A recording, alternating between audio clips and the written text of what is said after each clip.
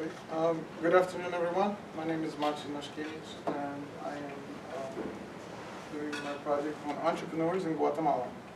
Maciej, why don't you move the microphone? Oh, sorry. Is that better? Yes. Thank you.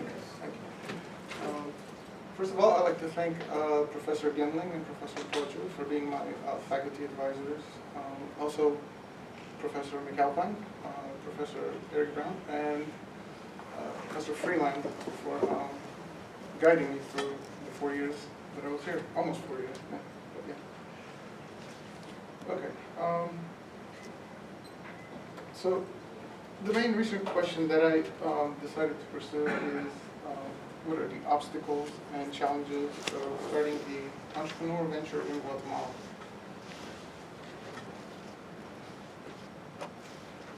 Guatemala is a country which is located in Central America.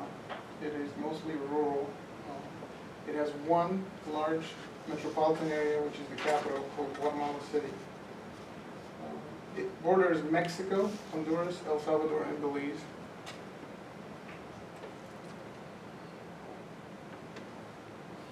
And before I go on, I'd like to sort of give a brief summary of the history or events that actually have to shape Guatemala.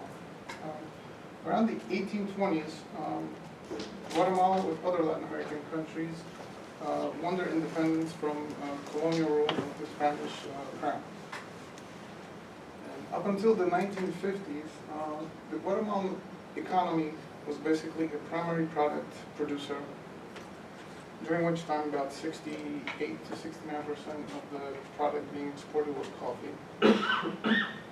From the 1950s to around the 1980s, in order to make Guatemala and other Latin American countries, a collaborative effort was created and policies were implemented called the import substitution industrializations.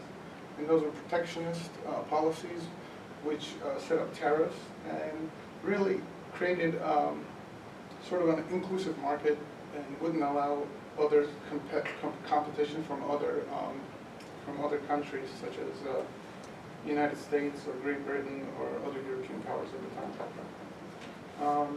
In 1990, structural reforms were implemented which sort of reversed the course and focused in more on the exported-oriented policies and allowed for more liberal trade with other countries. It is also important to note that from 1960 to 1996, Guatemalans lived through a civil conflict which contributed greatly to the exclusion of the indigenous population, which makes up about half of the population in Guatemala.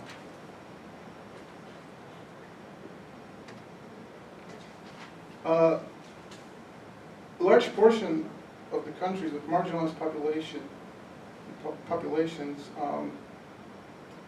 they shifted into the informal sector.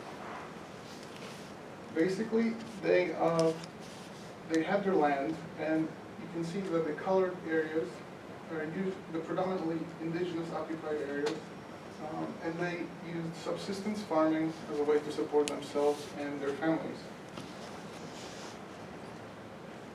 In fact, in Latin America, the informal sector represents about 48% of the population, but in Guatemala, that rate is much higher. It is about 78%, meaning that 78% of the people are outside the formal sector. Now, you say, what is the informal sector? The informal sector is a sector of the economy that is not regulated or taxed by the government like other formal entities.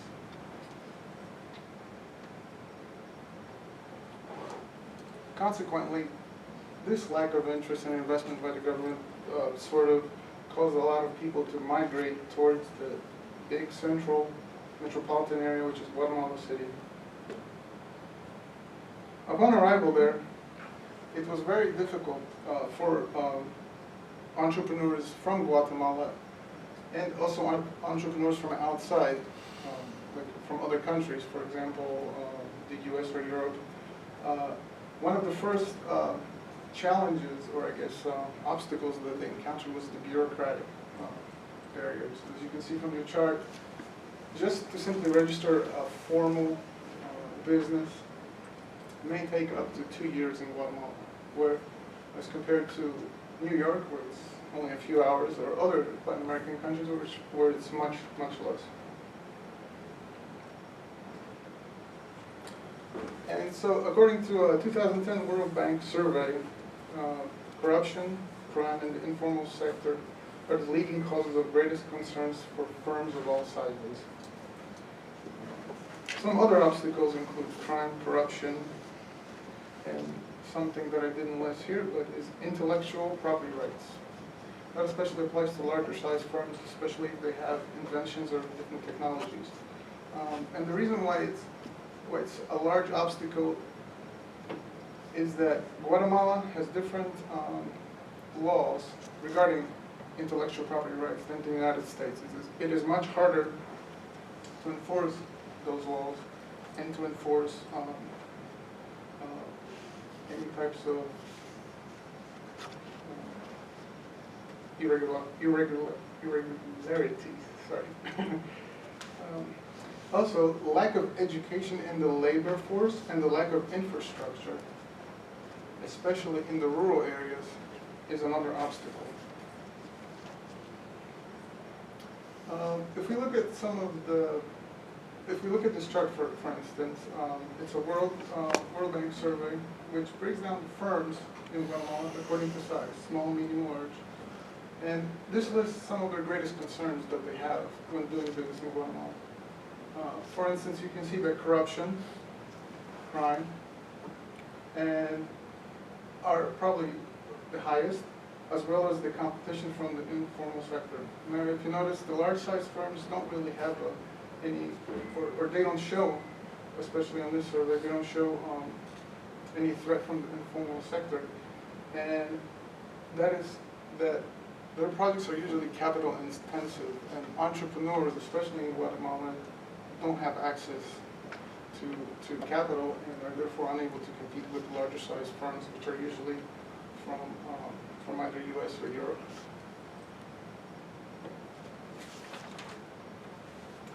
So, in order to stimulate the economy and improve trade, SAFTA was implemented in 2006.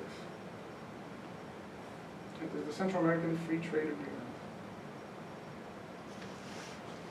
In 2011, Otto Perez Molina was elected and is the current president of Guatemala. He ran on a slogan, Mano Dura, which means stern hand. He wanted to stamp out crime and reduce corruption in the government in Guatemala. However, recent accusations of corruption directed at his cabinet caused massive riots. And this just happened last week, about the same time that the demonstrations were here in Baltimore.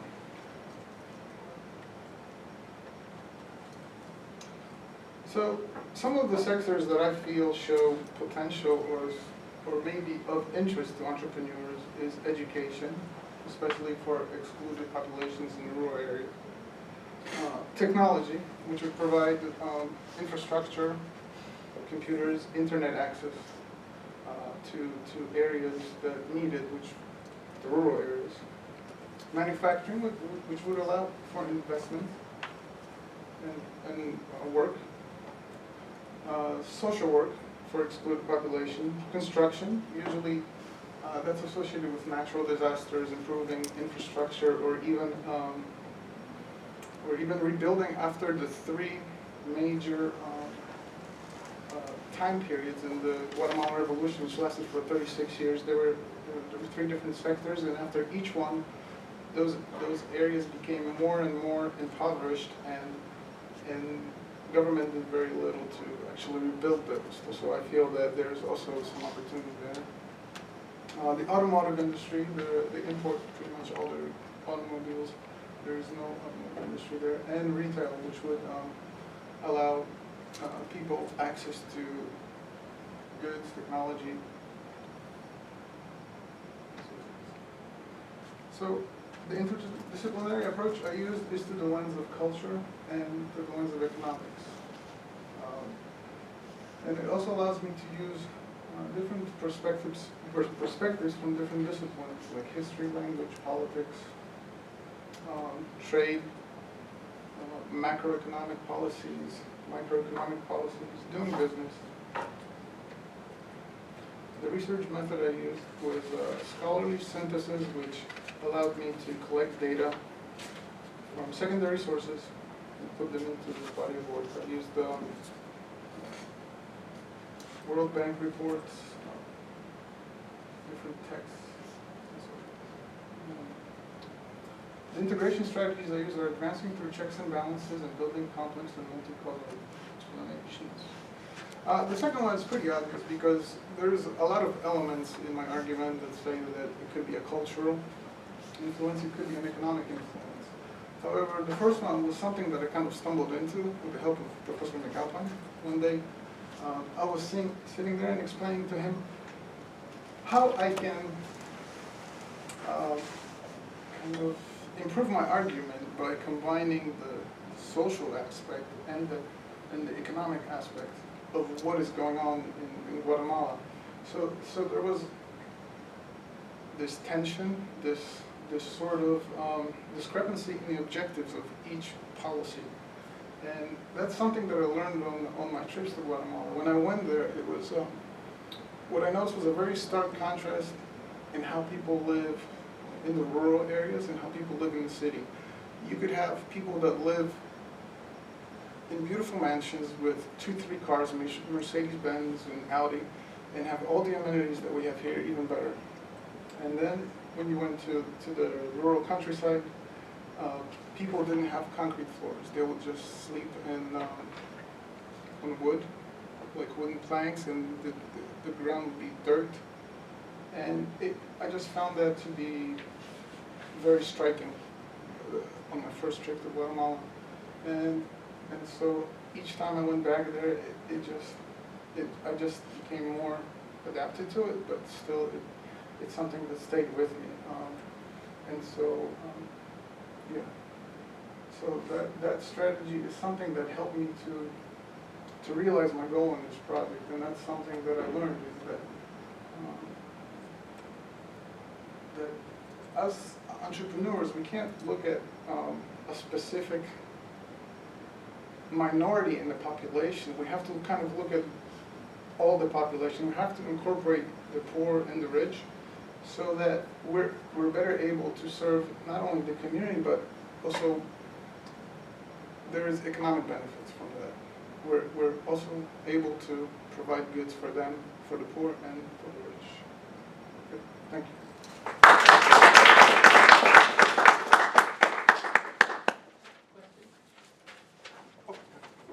Any questions? Yes. This one asks you why you decided to choose Guatemala specifically for this research study out of all the other possible locations. What specifically about Guatemala made you decide to research this? I did Guatemala because my wife is from Guatemala. When it kind of became more personal because I got married in Guatemala, so we went there. We had our civil wedding, and when I was gathering all my documents to actually prove my legal status here in the States and my birth certificates from Poland, that's where I was born, it became apparent to me like how difficult it is just to get through the front door of the bureaucracy, and it was just frustrating. It was months and months of work and hundreds of dollars. It was just incredibly complicated, and it was well worth it. Good answer. Yes. All right, so part A and part B. Part A, you refer to culture, I think, as a discipline or a field. Is that something that you are encountering anywhere in your literature? Well, I don't really feel that in my argument to define culture is really that necessary. I understand that culture may be inherited and is a collection of maybe traditions or lifestyles that people have. But I think when we talk about culture, we can say that there's an internet culture. I mean, there's probably a fast food culture. So what you have is something that kind of groups the people even though they're so very diverse and different, we're able to kind of group them and kind of give them like an overall title that helps to define them a little more. And I guess, I'm sorry if I kind of misused the meaning, but I always run into many different, and I hear many arguments about culture, like what is the definition, what are the different I aspects. guess that sort of segues into part B, which is saying, if I'm hearing you right, your central advice for entrepreneurs is you've got to understand the culture. Can you be more specific about anything you recommend an entrepreneur should do? Well, one of the things I recommend, and something that I picked up as well, is that when you go to Guatemala, don't look at as investing in Guatemala as a way to get cheap labor, cheap resources, because that's what's been happening to Guatemala and other Latin American countries throughout history. I feel that as an entrepreneur, we need to look at the country as a whole and kind of incorporate the whole population, because there's shifts and movement in the population, in the demographic, and a lot of these people that end up in Guatemala, in Guatemala City, in the capital, not only come here to the United States to make money and send it back to their families, but also when they decide to stay in the country here, they send kids by themselves, and that's that's part of the 2014 immigration crisis that happened on the border. There was a lot of unaccompanied kids that ended up being held in certain cells just because the Border Patrol did not really have any idea what to do with them.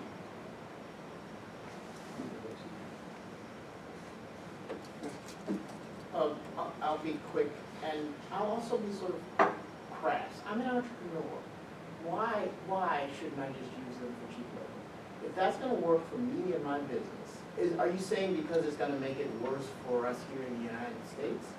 I mean, how is that negatively going to impact my business bottom line? Is it just a moral argument? Or what are you telling me? You're providing me advice as an entrepreneur. What are you telling me about why I should do it?